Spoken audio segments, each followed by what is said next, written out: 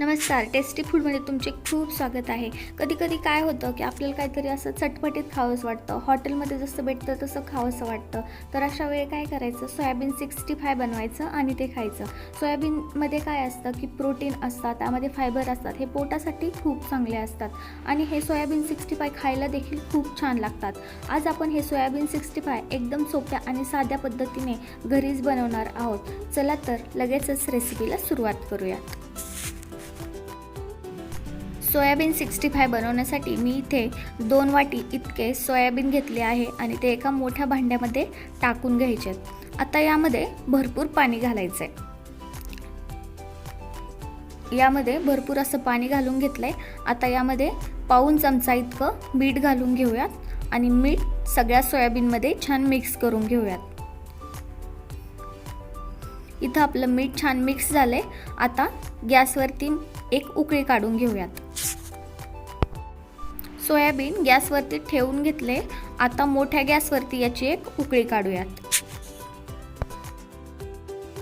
तुम्ही इथं पाहू शकता की सोयाबीनला छान अशी उकळी आलेली आहे. याला एकदा मिक्स करून घेऊया आणि गॅस बंद करून सोयाबीन खाली काढून घेऊयात.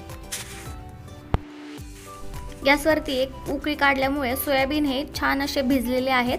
आता यातील पाणी गाळून घेण्यासाठी मी इथे एक चाळणी वापरलेली आहे. त्या चाळणीमध्ये सगळे सोया चंक्स टाकून घ्यायचे आहेत आणि चमच्याने यावरती स्प्रेड करून घेऊया आणि थंड करून घेऊया. सोयाबीन थंड होत आहेत तोपर्यंत आपण पुढची प्रोसिजर करून घेऊयात.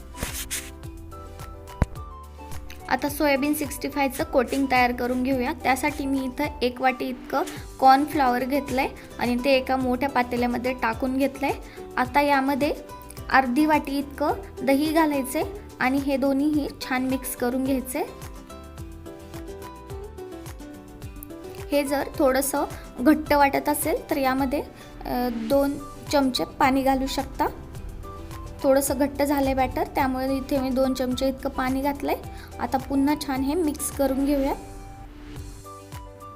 कोटिंगसाठीचं आपलं बॅटर हे इथं तयार झालंय. आता यामध्ये आपण सर्वात आधी घालणार आहोत ते आहे अद्रक लसणाची पेस्ट. यामध्ये मी थोडीशी अद्रक लसणाची पेस्ट घालून घेतली आहे.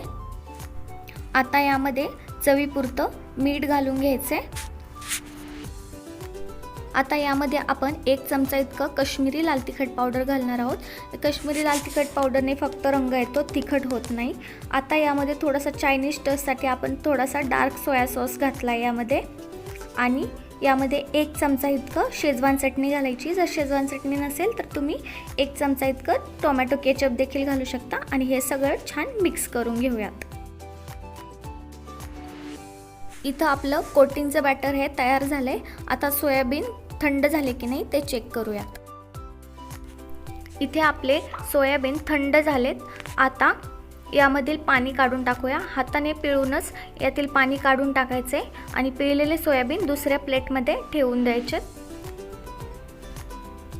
आणि याचप्रमाणे सगळे सोयाबीनमधलं पाणी काढून घेऊयात. इथं आपल्या सगळ्या सोयाबीनमधील पाणी काढून झाले.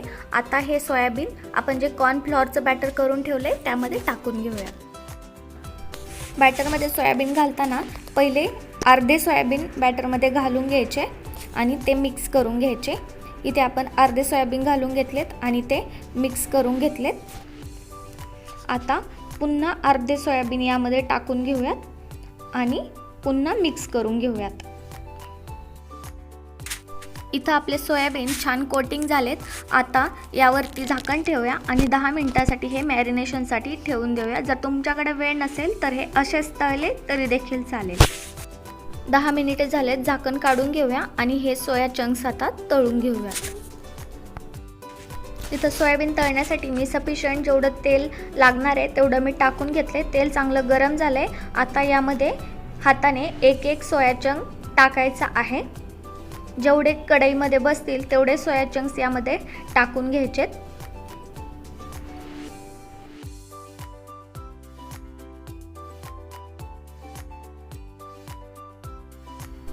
सगळे सोया चंक्स यामध्ये टाकून झालेत. आता 1 मिनिट याला अजिबात हलवायचं नाही.